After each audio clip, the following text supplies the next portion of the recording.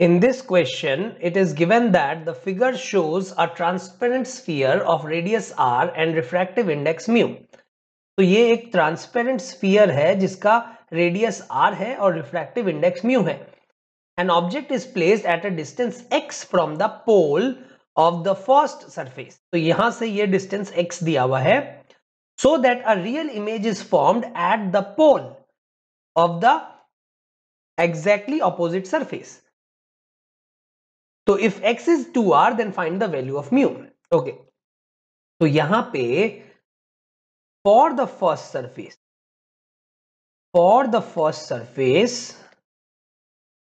mu1 is 1, mu2 is mu, r is radius is plus r, and u is minus x, and x is 2r, so you can write minus 2r, and v is plus 2r. Okay, so from this you will use mu2 by v minus mu1 by u is equal to mu2 minus mu1 by r. So from this you will write mu2 is mu by v is 2r minus mu1 is 1, u is again 2r but minus 2r is equal to mu2 minus mu1 by r. From this you will get mu by 2r plus plus 1 by 2r is equal to mu by r minus 1 by r. R getting cancelled. So from this you will get mu by 2 minus mu, that is mu by 2 is equal to 1 by 2 plus 1, that is 3 by 2. So from this we will get mu is equal to 3. So the first answer will be mu is equal to 3. Then if x is infinite, then what will be the value of mu for the same question?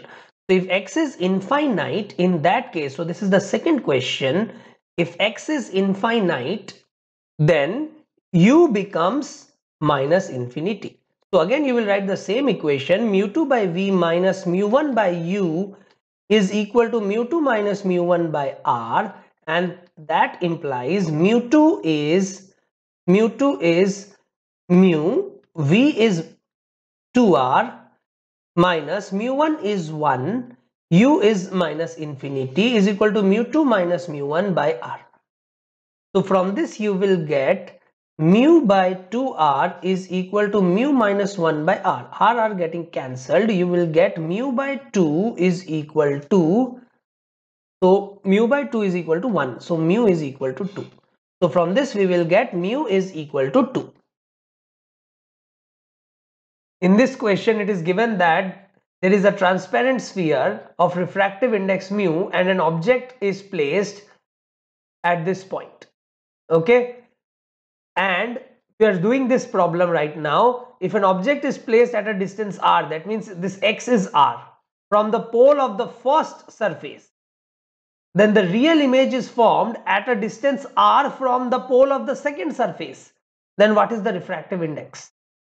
So first what we will do is, for the first surface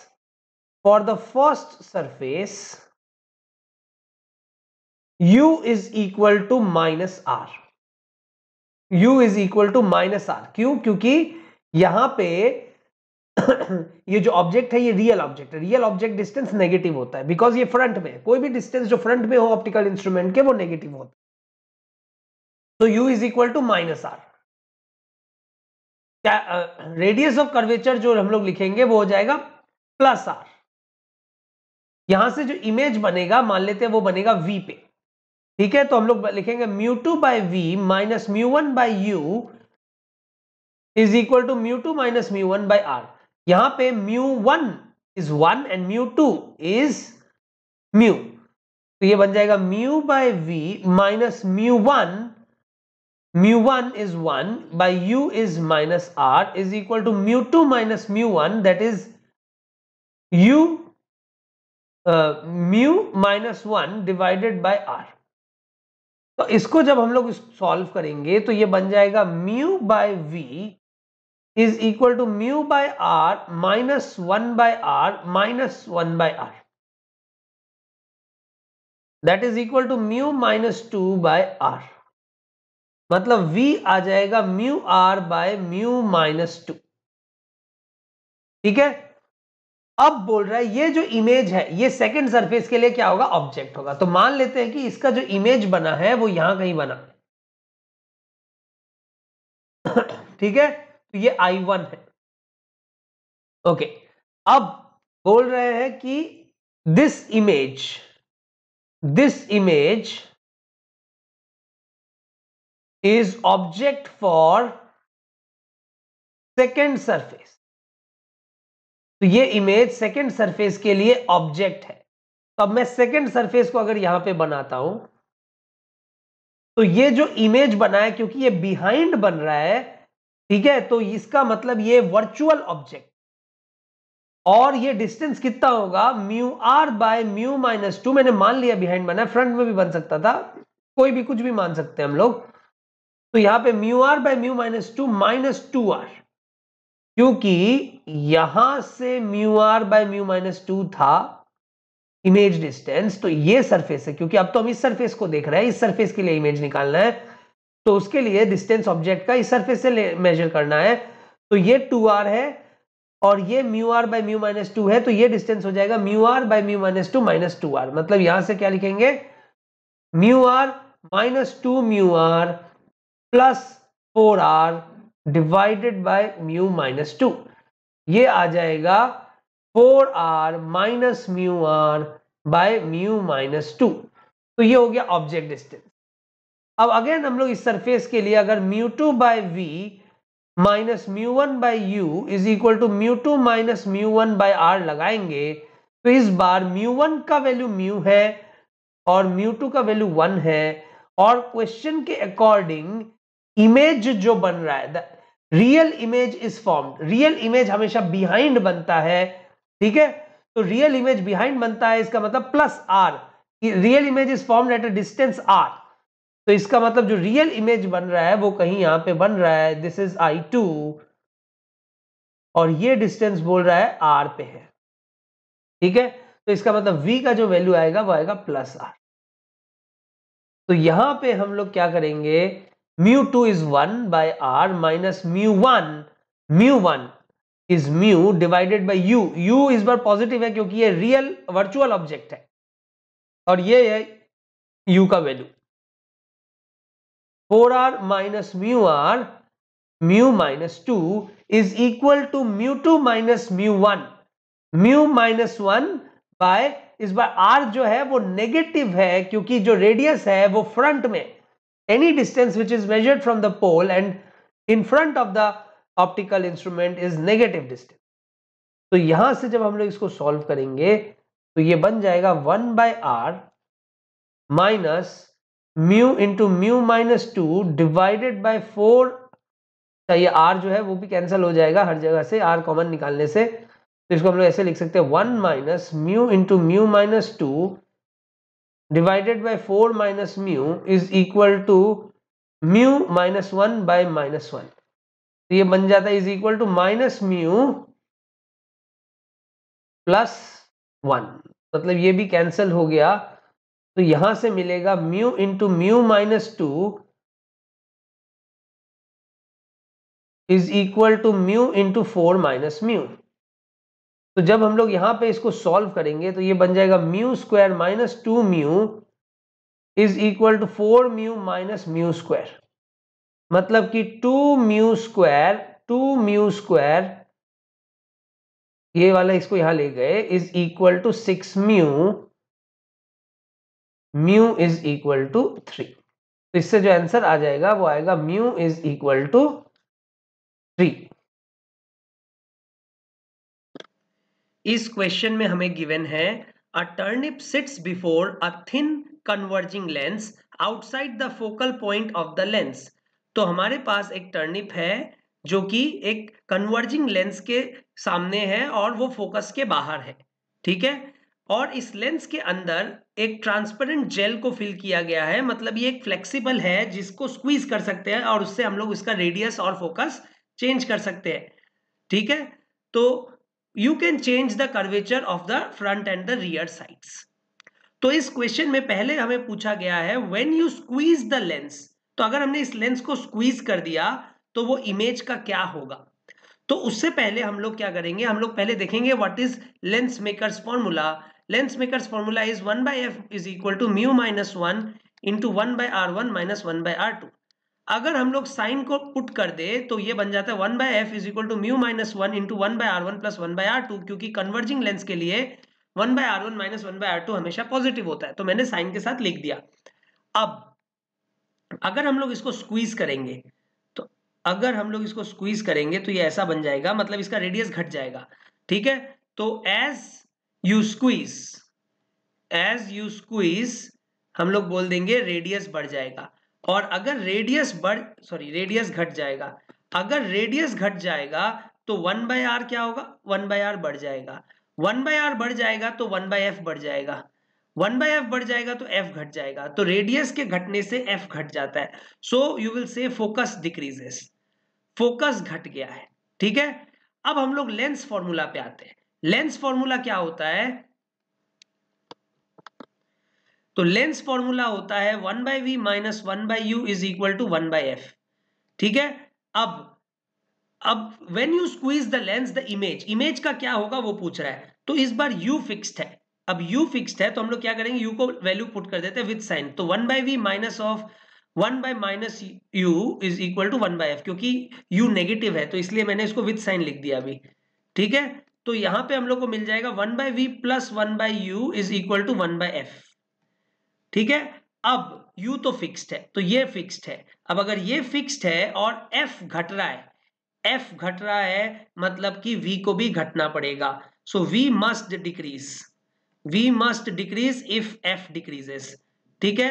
तो इसका मतलब कि अगर v घटेगा मतलब कि जो image है उसको लेंस के तरफ आना पड़ेगा, so it must move towards the lens. तो पहला पार्ट का आंसर हो गया ए। उसके बाद दूसरे पार्ट का क्वेश्चन क्या है, when you squeeze the lens the lateral height of the image का क्या होगा। अब हमें पता है जो मैग्निफिकेशन होता है m वो होता है v/u, राइट। अब u में कोई चेंज नहीं आ रहा है तो किस में चेंज आ रहा है, v में। v क्या हो रहा है, घट रहा है, v घट रहा है तो m भी क्या होगा, घटेगा, तो लैटरल हाइट क्या होगा, घटेगा, क्योंकि m घट रहा है तो m क्या होता है hi/ho। अब ho भी फिक्स्ड है तो m घट रहा है तो hi घटेगा, तो lateral height of the image will decrease. अगले पार्ट में क्या पूछ रहा है, suppose that a sharp image must be formed on a card which is at a certain distance behind the lens. तो इस बार क्वेश्चन में बोल रहा है कि ये कार्ड है और यहां पे ही इमेज को बनाना है। अब अगर यहां पे ही इमेज को बनाना है मतलब इस बार v को फिक्स कर दिया है, सो इस पार्ट में क्वेश्चन के इस पार्ट में v को फिक्स कर दिया है, तो v इज फिक्स्ड। अब v को फिक्स कर दिया है लेकिन इसको टर्निप को चला रहे हैं, और अगर टर्निप को चला रहे हैं तो u चेंज हो रहा है, ठीक है। तो यहां पे बोल रहा है while you move the turnip away from the lens, मतलब u को बढ़ा रहे हैं, मैग्नीट्यूड ऑफ u को बढ़ा रहे हैं। तो इस बार हम लोग लिखेंगे 1/v minus of 1/-u with sign put कर रहा हूं इज इक्वल टू 1/f, ठीक है। अब यहां से हम लोग लिख सकते हैं 1/v plus 1/u is equal to 1/f, और इस बार v को क्या करके रखा है, फिक्स करके रखा है।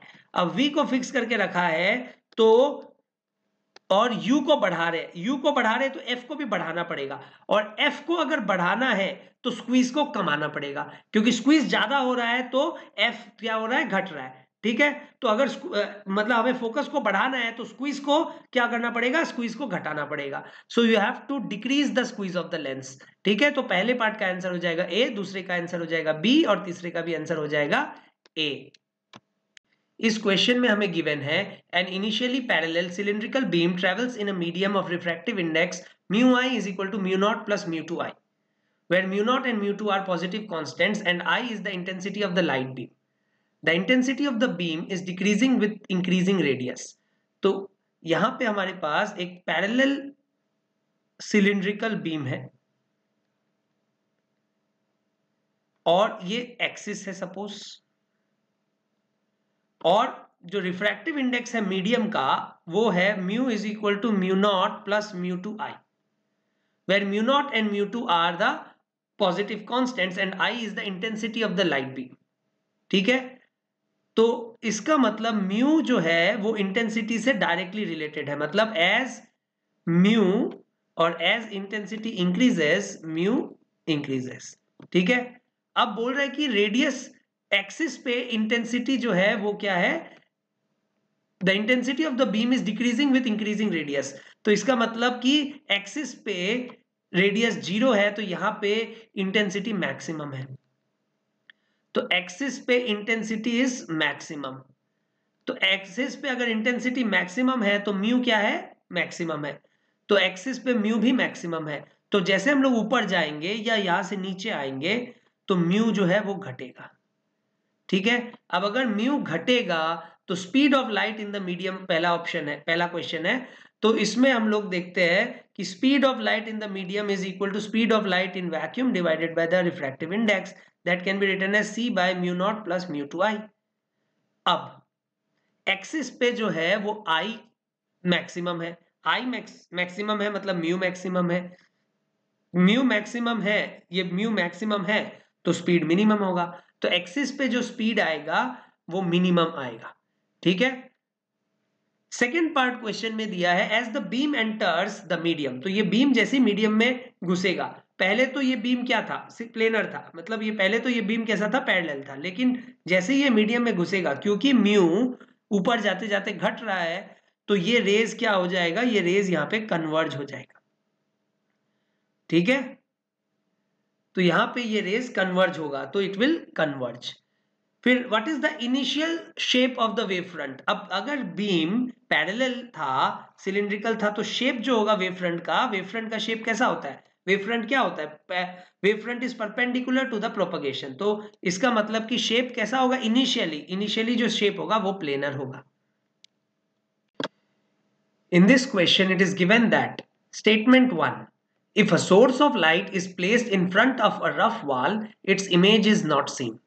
So, पहला स्टेटमेंट बोल रहा है कि एक सोर्स ऑफ लाइट है, उसको एक रफ वॉल के सामने रख दिया, तो रफ वॉल जो है वो डिफ्यूज्ड रिफ्लेक्शन शो करेगा, एक पर्टिकुलर डायरेक्शन में उससे रिफ्लेक्शन नहीं होगा, क्योंकि ये रफ है तो नॉर्मल का डायरेक्शन हर पॉइंट पे अलग अलग होगा और जो रिफ्लेक्टेड रे जाएगा वो रैंडम जाएगा, तो इसका मतलब यहां से हमें इमेज नहीं मिलेगा, तो इसका मतलब पहला स्टेटमेंट जो है वो सही है, the wall does not reflect light. Second statement गलत है, वॉल रिफ्लेक्ट करेगा लेकिन एक ही डायरेक्शन में रिफ्लेक्ट नहीं करेगा क्योंकि ये डिफ्यूज रिफ्लेक्शन शो करेगा, तो इसका मतलब सेकेंड स्टेटमेंट फॉल्स है, तो इसका आंसर क्या होगा, सी होगा।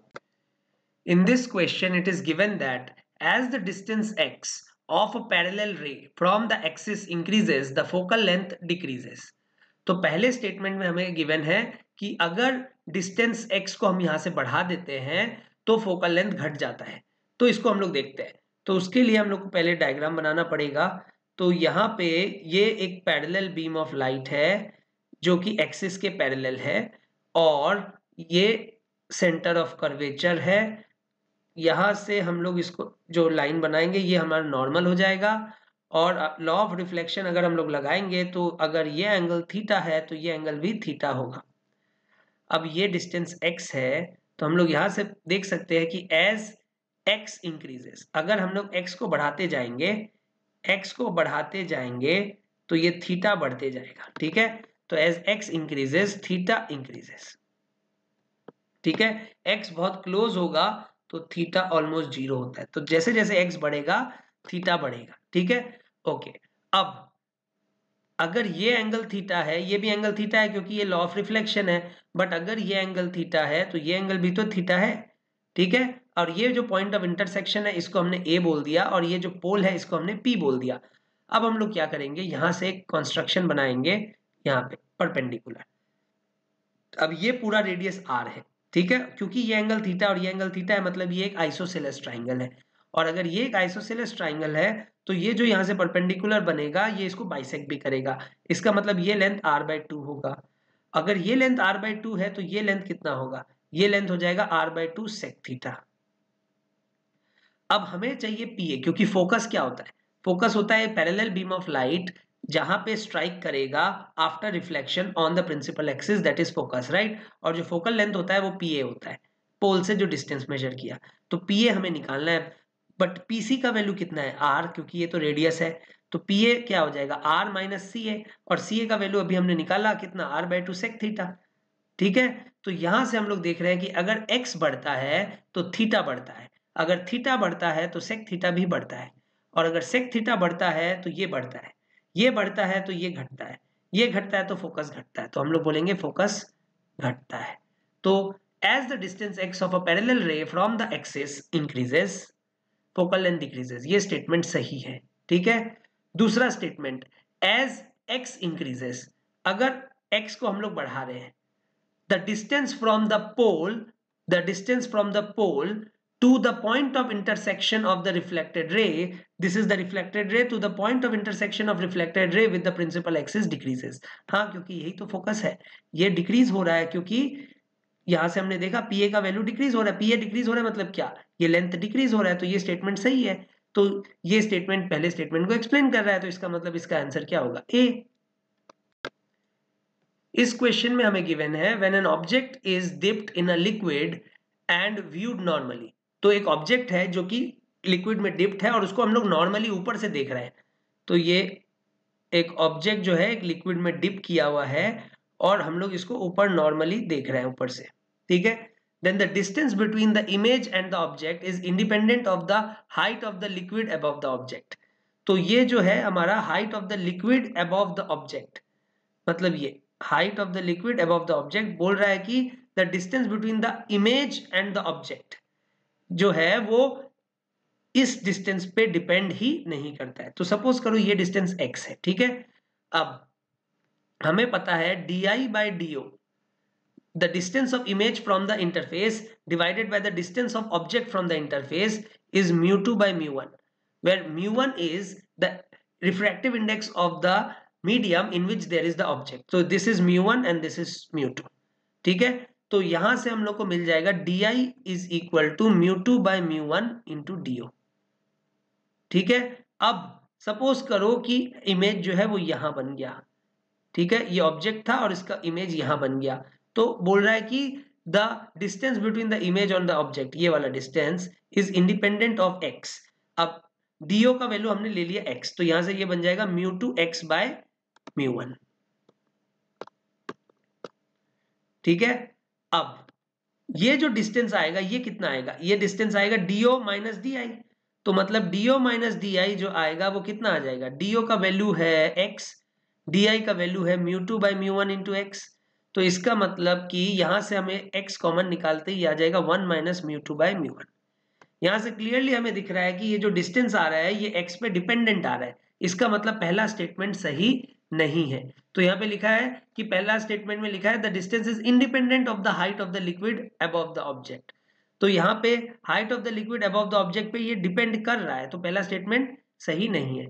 फिर दूसरा statement, the normal shift is independent of the location of the slab between the object and the observer. हाँ, ये स्टेटमेंट सही है कि जो नॉर्मल का शिफ्ट होता है, नॉर्मल शिफ्टिंग जो होता है एक ऑब्जेक्ट का एक ग्लास स्लैब में, वो जो शिफ्ट का वैल्यू आता है वो आता है shift is equal to t into 1 minus 1 by mu. तो यहां पे where mu is the refractive index of the slab with respect to this medium, ठीक है। अब the normal shift is independent of the location of the slab between the object and the observer. अब ये slab चाहे यहां पे होता चाहे यहां पे होता, ऑब्जर्वर और ऑब्जेक्ट के बीच में स्लैब चाहे जहां पे भी होता, ऑब्जर्वर और ऑब्जेक्ट के बीच में ये स्लैब चाहे जहां पे भी होता, शिफ्ट का वैल्यू सेम आता। तो ये स्टेटमेंट सही है, मतलब पहला स्टेटमेंट गलत है, दूसरा स्टेटमेंट सही है। आंसर क्या होगा, डी।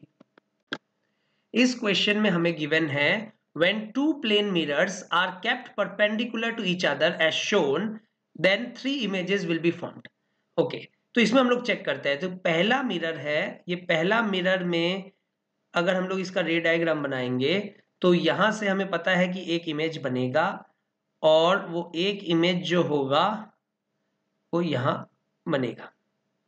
तो एक इमेज यहां से बना, दूसरा मिरर से सिमिलरली मैं उसको बना के नहीं दिखा रहा हूं, यहां पे एक इमेज बनेगा, ठीक है। तो ये इमेज 2 हो गया। बट यहां से जो रे रिफ्लेक्ट होके जा रहा है ये कभी भी इस मिरर को स्ट्राइक नहीं करेगा, ठीक है। यहां से अगर कोई रे रिफ्लेक्ट होता तो इसको स्ट्राइक करता, बट यहां मिरर ही नहीं है। अगर यहां मिरर ही नहीं है तो यहां से कोई रिफ्लेक्शन, सेकेंड टाइम रिफ्लेक्शन नहीं हो रहा है।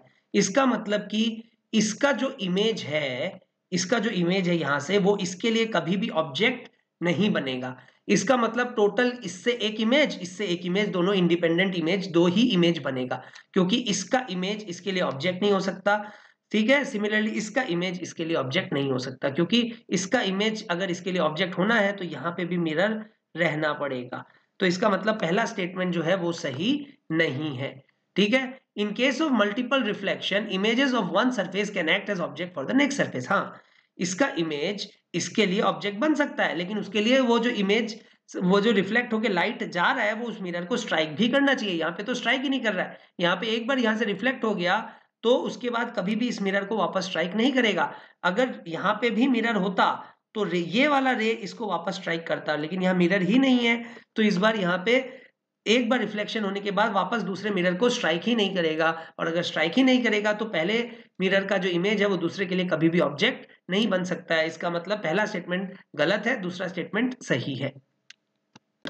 In this question it is given that statement 1, keeping a point object fixed, if a plane mirror is moved the image will definitely move। तो यहाँ पे पहला स्टेटमेंट के में क्या बोल रहा है कि अगर एक पॉइंट ऑब्जेक्ट को हम फिक्स रख रहे हैं और अगर हम लोग प्लेन मिरर को चला रहे हैं, तो अगर हम लोग प्लेन मिरर को चला रहे हैं तो इमेज डेफिनेटली चलेगा। जरूरी नहीं है, अगर हमने प्लेन मिरर को ऐसे चलाया तो इमेज चलेगा, ठीक है, लेकिन अगर हमने प्लेन मिरर को ऐसे चलाया तो इमेज में कोई फर्क नहीं पड़ेगा, इमेज वहां का वहीं रहेगा। ठीक है, क्योंकि अगर हम लोग इसको ऐसे चलाते हैं तो डिस्टेंस चेंज हो रहा है, डिस्टेंस चेंज हो रहा है ऑब्जेक्ट और इमेज, ऑब्जेक्ट और मिरर के बीच का, तो इमेज और मिरर के बीच का डिस्टेंस भी सेम चेंज होगा, क्योंकि ऑब्जेक्ट डिस्टेंस और इमेज डिस्टेंस सेम रहना चाहिए। लेकिन अगर हम लोग इसको ऐसे चला रहे हैं तो ये डिस्टेंस और ये डिस्टेंस अभी भी सेम है, तो इसके लिए ऑब्जेक्ट अगर फिक्स्ड है तो इमेज भी फिक्स्ड होगा। तो इसका मतलब कि डेफिनेटली मूव्ड वाला जो स्टेटमेंट है वो गलत है। In case of plane mirror, distance of point object and its image from a given point on the mirror is equal। हाँ, ये सही है, distance of the point object और distance of the image from the mirror कोई भी point से same ही होगा, तो ये स्टेटमेंट सही है। तो पहला स्टेटमेंट गलत है, दूसरा स्टेटमेंट सही है, मतलब आंसर क्या होगा? D. In this question it is given that a piece of paper placed at the position of a real image of a virtual object of intense light will burn after sufficient time। तो यहाँ पे एक piece of paper है और उसको हमने रखा है eight the position of real image of a virtual object. Suppose हम लोग क्या कर रहे हैं, यहाँ पे हम लोग ले रहे हैं एक कॉनकेव मिरर। ठीक है, कॉनकेव मिरर में वर्चुअल ऑब्जेक्ट का हमेशा रियल इमेज ही बनता है। तो यहां से सपोज करो कि ये एक वर्चुअल ऑब्जेक्ट है। वर्चुअल ऑब्जेक्ट मतलब कि ऑब्जेक्ट जो है वो appear to converge at a point होता है, तो यहां पे वो कन्वर्ज हो रहा है, तो ये एक वर्चुअल ऑब्जेक्ट है। Incident light appears to converge at a point, तो ये एक वर्चुअल ऑब्जेक्ट है। ठीक है, अब ये वर्चुअल ऑब्जेक्ट है और यहां से ये जो लाइट रिफ्लेक्ट होके आ रहा है, यहां पे ये एक रियल इमेज बना रहा है। वर्चुअल ऑब्जेक्ट का हमेशा रियल इमेज बनाता है कॉनकेव मिरर। ठीक है, अब ये जब इस पॉइंट पे आके लाइट को कन्वर्ज होके आ रहा है, तो यहाँ पे अगर वो पीस ऑफ पेपर को रख दिया जाए तो यहाँ पे बहुत हीट जनरेट होगा और आफ्टर सफिशिएंटली लॉन्ग टाइम यहाँ पे क्या हो रहा है, ये बर्न हो जाएगा। तो ये पहला स्टेटमेंट सही है। ठीक है, अगर स्टेटमेंट ऐसा होता कि ये piece of paper placed at the position of virtual image, अगर यहाँ पे वर्चुअल इमेज होता, if image is virtual, if image is virtual, चाहे रियल ऑब्जेक्ट के लिए हो चाहे वर्चुअल ऑब्जेक्ट के लिए हो, बस इमेज अगर वर्चुअल है तो क्या होगा, जैसे हम लोग सपोज करो एक लेंस ले लेते हैं, तो मान लो एक पैरेलल बीम ऑफ लाइट, कोई भी लाइट हो सकता है, कैसा भी लाइट हो सकता है, बस इमेज जो है वो वर्चुअल बन रहा है। तो अगर इमेज वर्चुअल बन रहा है तो अब इस वर्चुअल इमेज के पोजीशन पे अगर हम इस पीस ऑफ पेपर को रख दे, इस केस में there will be no burning. क्यों? क्योंकि यहाँ लाइट एक्चुअली में नहीं आ रहा है, एक्चुअली में तो लाइट यहाँ जा रहा है। ठीक है, तो वर्चुअल इमेज के पोजीशन पे कभी भी बर्निंग नहीं होगा, लेकिन अगर रियल इमेज है तो बर्निंग होगा। तो पहला स्टेटमेंट हमारे हिसाब से, इस क्वेश्चन के हिसाब से सही है। ओके, सेकंड स्टेटमेंट में वर्चुअल ऑब्जेक्ट को डिफाइन किया है। A virtual object is that point where the incident ray appears to converge and a real image is that point at which the refracted ray or the reflected ray actually converge। तो ये statement सही है और ये पहले statement को explain भी कर रहा है, क्योंकि ये डेफिनेशन पे ही स्टेटमेंट 1 बेस्ड है। ठीक है, तो आंसर क्या होगा इसका? ए होगा। In this question it is given that a man of height 170 centimeter wants to see his complete image in a plane mirror. तो एक मैन है जिसका हाइट 170 सेंटीमीटर है और वो अपना कंप्लीट इमेज देखना चाहता है प्लेन मिरर में। तो ये हाइट दिया हुआ है 170 सेंटीमीटर और वो एक प्लेन मिरर में अपने आप को पूरा का पूरा देखना चाहता है। उसका आई का लेवल दिया हुआ है, ये है, और ये दिया हुआ है डिस्टेंस यहाँ से 160 सेंटीमीटर। तो यहाँ से ये जो डिस्टेंस है ये है 160 सेंटीमीटर। ठीक है, okay. The minimum length of the mirror कितना होना पड़ेगा? तो पहला तो minimum size of the mirror should be, the minimum length of the mirror should be half of the height. So minimum length of mirror should be half of the height of the man, that is 170 by 2, that is equal to 85 centimetre. तो minimum 85 centimetre का mirror चाहिए। ठीक है, उसके बाद लेकिन वो खाली 85 सेंटीमीटर का मिरर होने से नहीं काम चलेगा, उसको एक पर्टिकुलर पोजीशन पे ही रखना पड़ेगा। उसको ऐसा रखना पड़ेगा कि ऊपर से जो हेड से जो लाइट निकल के आएगा वो भी उसके आई तक पहुंचना चाहिए और जो उसके फुट से जो लाइट निकल के आएगा वो भी उसके आई तक पहुंचना चाहिए। तो सपोज ये जो हम मान लेते हैं कि ये मिरर है। ठीक है, अब ये मिरर है और यहां से एक रे आया और ये रे इसको स्ट्राइक कर गया आई को। तो इसका मतलब ये पॉइंट तो मिनिमम मिरर होना चाहिए। यहां से नीचे मिरर हो चाहे ना हो कोई फर्क नहीं पड़ेगा, बट यहां मिरर होना पड़ेगा क्योंकि फुट से जो लाइट निकला है उसको यहां तक पहुंचना है। सिमिलरली इसके जो फोरहेड से लाइट निकल के आ रहा है वो फोरहेड से जो लाइट निकल के आएगा वो भी यहां तक पहुंचना चाहिए लॉ ऑफ रिफ्लेक्शन को फॉलो करते हुए। ठीक है, अब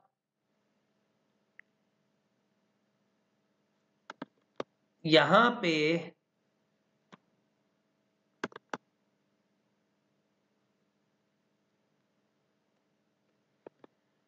अगर ये डिस्टेंस x है तो ये भी x होगा। सिमिलरली अगर ये y है तो ये भी y होगा।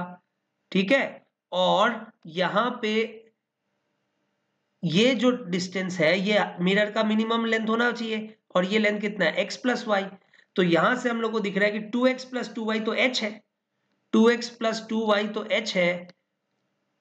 तो x प्लस वाई कितना होगा h/2, जो हमने प्रूव कर दिया कि minimum height of the mirror कितना है x प्लस वाई। तो x प्लस वाई अगर हाइट ऑफ मिरर है तो height of mirror has to be equal to height of the man by 2। और उसका पोजीशन देखो एग्जैक्टली उसके फोरहेड और आई के बीच में होना चाहिए मिरर का टॉप एंड। ठीक है, तो मिरर का टॉप एंड जो है वो एग्जैक्टली उसके फोरहेड और आई के बीच में होना चाहिए। ओके, तो इसका मतलब मिरर का जो नीचे वाला एंड है वो कहां होगा? तो bottom of the mirror should be at a height of 50 centimetre, sorry, bottom of the mirror should be at a height of 80 centimetre और लेस। तो यहाँ पे हम लोग को देखना है कि बॉटम ऑफ द मिरर कहाँ होना पड़ेगा मिनिमम में। तो बॉटम ऑफ द मिरर जो है यहां से, अगर ये यहां से देखो, अब ये टोटल लेंथ है 170 और ये लेंथ है 160।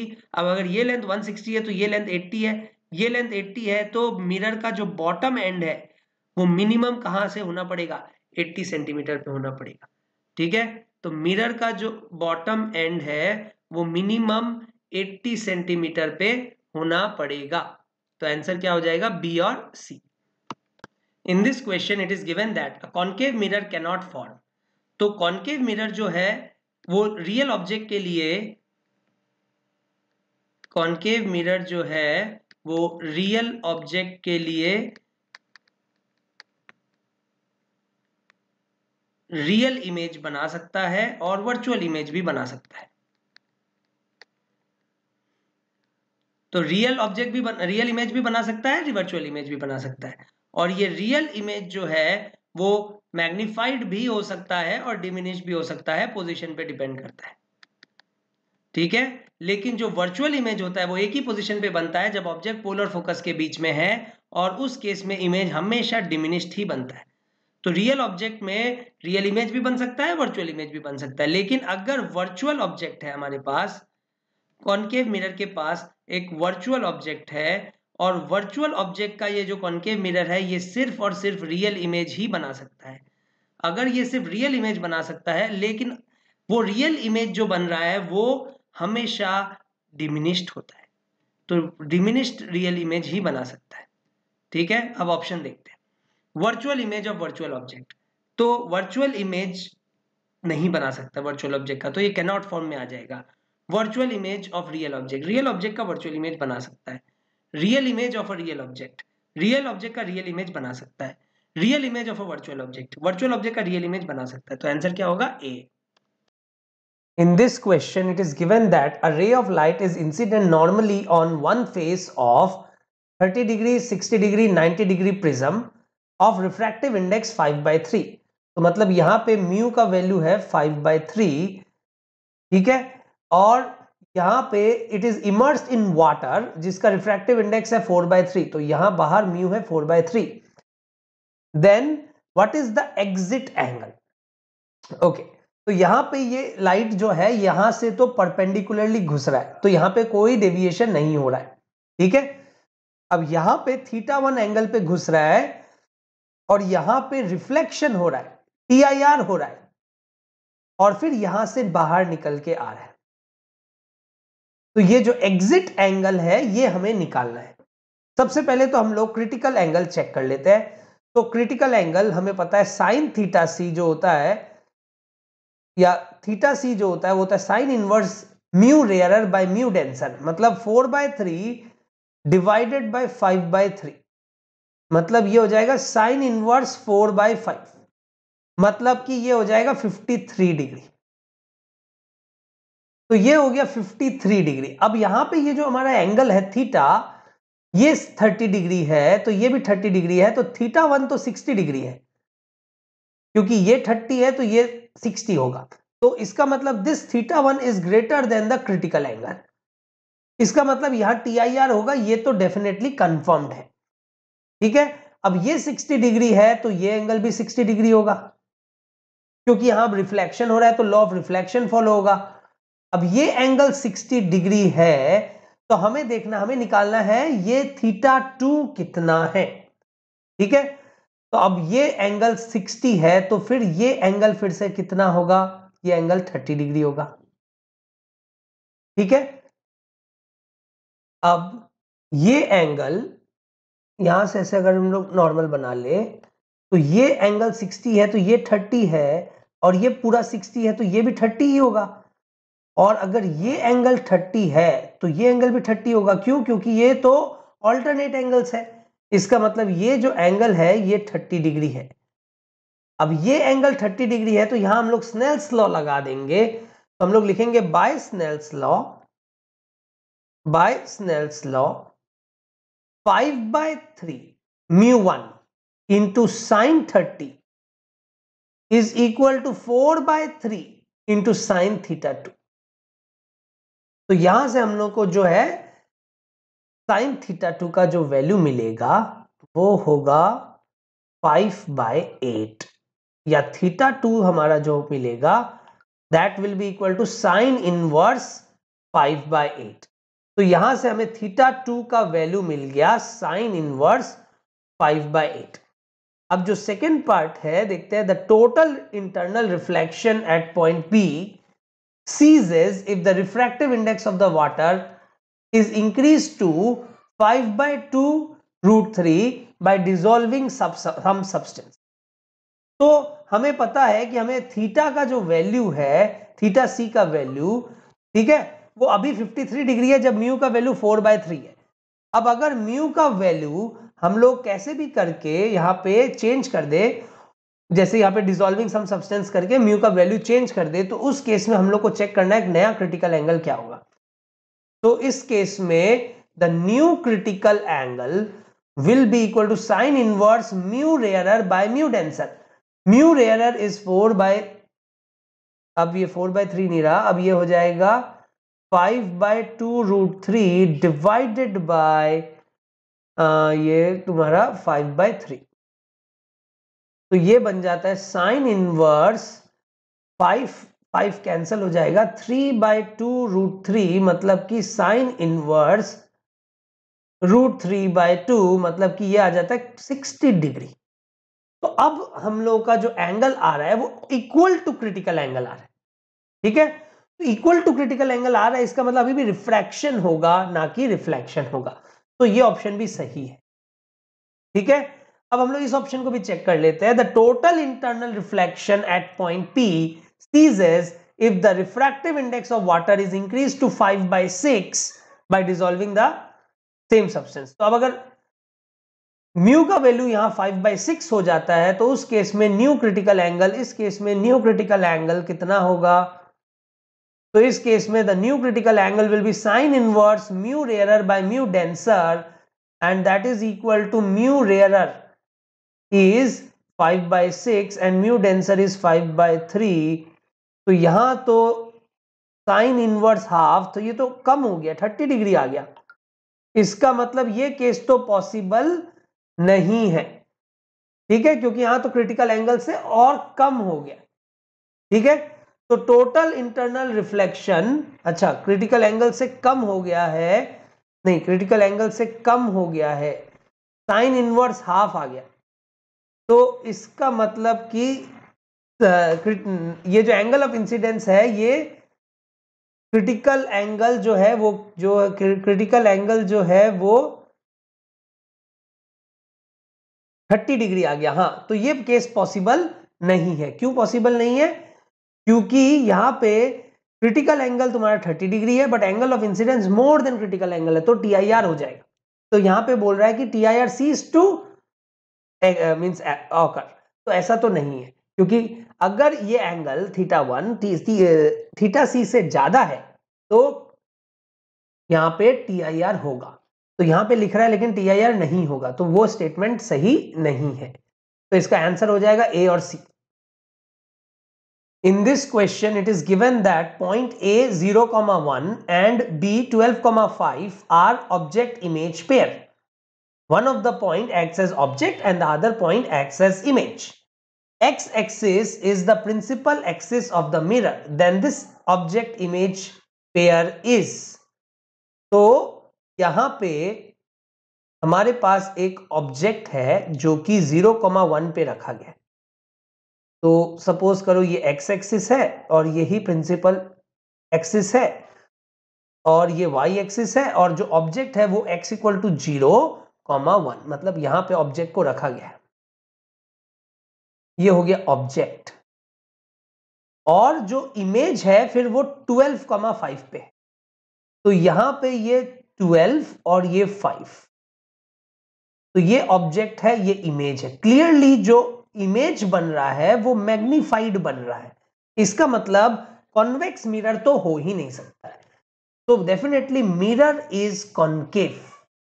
तो यहां पे एक चीज पक्का हो गया कि मिरर जो है वो कॉन्केव है और वर्चुअल इमेज बन रहा है, बिकॉज ऑब्जेक्ट भी पॉजिटिव है और मतलब ये इरेक्ट इमेज बन रहा है। तो इरेक्ट इमेज बन रहा है तो इसका मतलब इमेज वर्चुअल इमेज बन रहा है, ठीक है। वर्चुअल एंड इरेक्ट इमेज हम लोग यहां पे लिख सकते हैं। ओके, अब V या M is equal to V/U होता है या -V/U होता है, तो यहां पे M का जो वैल्यू आएगा वो आएगा 5, क्योंकि ये 5 टाइम्स मैग्नीफाइड है, ठीक है, इज इक्वल टू -V। अच्छा, अब हम लोग यहां पे एक मिरर को प्लेस कर देते हैं, ये मिरर हो गया, ठीक है। अब U का जो वैल्यू है वो है -x, सपोज ये x है, तो ये डिस्टेंस कितना होगा? ये डिस्टेंस हो जाएगा 12 - x, मतलब अगर ऑब्जेक्ट का डिस्टेंस x है तो इमेज का डिस्टेंस होगा 12 - x। तो यहां पे हम लोग लिख देंगे f5 is equal to -v that is 12 - x divided by u that is -x। तो यहां से हम लोग लिख देंगे 5x is equal to, minus minus cancel हो गया, तो 5x is equal to 12 - x, 6x is equal to 12 या x इज इक्वल टू 2। तो हमें ये x का वैल्यू मिल गया। अब एक बार हमें x का वैल्यू मिल गया, अब हम लोग क्या कर सकते हैं? हम लोग यहां पे 1/v plus 1/u is equal to 1/f formula लगा के v का वैल्यू कितना हो जाएगा? 12 - x दैट इज 10, तो 1/10 plus 1/-2 is equal to 1/f। तो यहां से 1/f का जो वैल्यू आएगा दैट इज एलसीएम, यहां से 10 हो गया, 1 माइनस और ये 2 इंटू 5, तो ये बन जाएगा -4/10। तो f का वैल्यू आ जाएगा 2.5 माइनस। ठीक है, तो इसका मतलब यहां से ऑप्शंस चेक करें अगर, तो पहला due to the convex mirror of focal length 2.5 centimetre, गलत, क्योंकि ये तो कॉन्केव मिरर बनेगा। फिर due to concave mirror having its pole at 2,0, तो ये पोल जो है देखो ये x का वैल्यू 2 है, ये ओरिजिन है, तो ऑब्वियसली पोल 2,0 पे होगा, तो ये सही है। फिर रियल वर्चुअल पेयर, तो यहां पे हमें क्लियरली दिख रहा है कि जो इमेज है, ऑब्जेक्ट है रियल है और इमेज है वर्चुअल है, तो ये एक रियल वर्चुअल पेयर है। ठीक है, तो ऑप्शन बी और C is the correct option. Hello students, if you like my work, do hit the like button and share my work with your friends. Also, please subscribe to my channel and hit the bell icon. You'll be notified when I upload my next video.